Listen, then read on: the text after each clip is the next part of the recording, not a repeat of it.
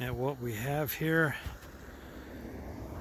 Now we're up on Hatcher's Pass, looking down at the Mat-Su Valley and the Chugach Mountain Range back there. I think this might make an interesting photo.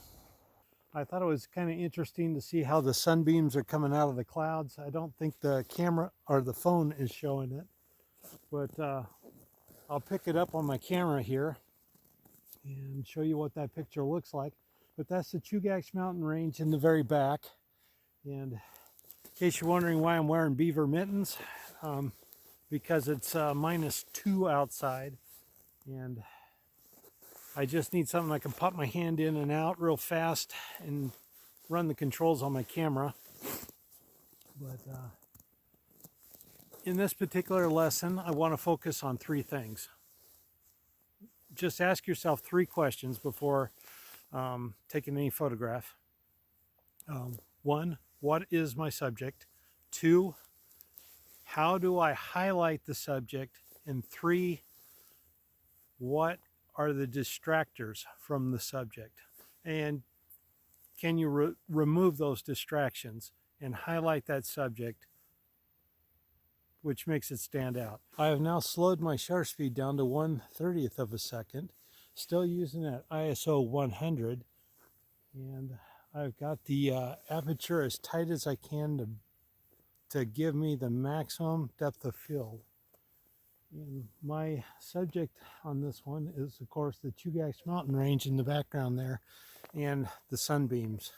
Again, ask yourself the 3 questions. What is my subject? How do I highlight my subject? And then what do I got to do to remove the distractions from the subject? Now these pictures look like they're out of focus. If you freeze the video right now, it'll probably appear in focus when you stop it. But this is what I had to deal with the lighting conditions during that day. They were not ideal. This last picture here shows the tree branch on the right. See how much distraction it is? It immediately draws your eyes away from the subject. This picture of a American sparrow in my backyard was part of a much larger picture, but by cropping all the excess away from the outside of the picture, it brings your attention to the bird and makes a more interesting photo. On this particular picture of the crane on takeoff, there was a lot of foreground of the Snake River and also showing the environment above where the bird was, and I thought it was very distracting to this picture, so I cropped it to highlight the bird and to show the action of the bird and not show all the other distractors. This is an example of a wide-angled shot. This is Eagle River, Alaska in the foreground and Anchorage, Alaska in the background with the waters of the Cook Inlet surrounding it. But this picture, your eyes can just go all over the place with this, looking at the sky and then following the water and then looking at the city. But the subject on this one is spread out throughout the whole scene, so it keeps your eyes moving all over the place. This particular photo, I just absolutely love it. Lori did a fantastic job with this. Notice how everything draws your attention in this picture to the bighorn sheep. And whenever photographing animals or people, make sure you get the eyes in perfect focus. This picture by Tim Norton is just, I love the serenity of the scene that's being shown here, and if I could be anywhere right now, this is where I'd want to be. But the full moon over the campsite it just makes me want to be there. That's all I can say. I love the picture.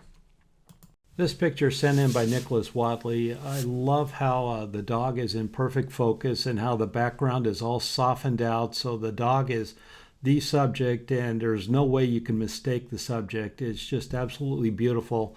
The still photo looks so much better than what it appears on video, but again, excellent job.